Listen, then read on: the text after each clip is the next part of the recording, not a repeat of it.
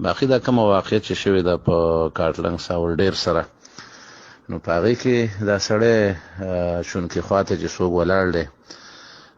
د هغې سره ډېر مینه به وي، محبت به وي، نو وایي چې یاره دا سړی د دې علاقې دپاره خیر والا سړی دی.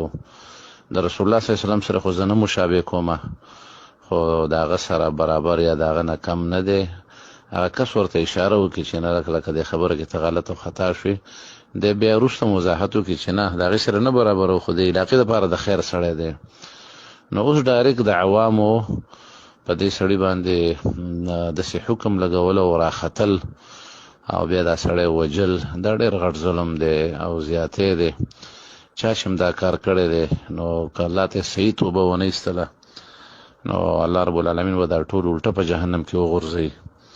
ځکه چې عوامو ته دا حق نه دی حاصل چې هغې ودې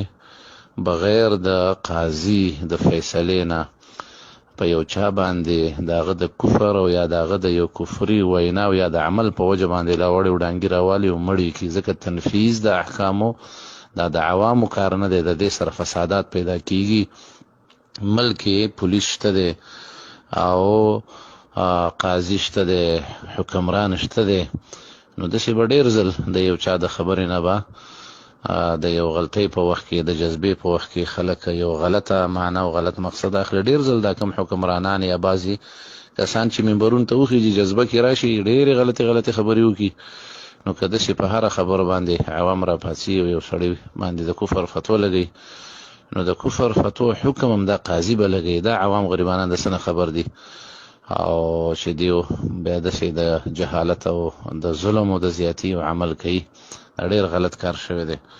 په دې باندې چې څوک خوشحاله دی او راضي دی چې یاره دا ښه کار وشو،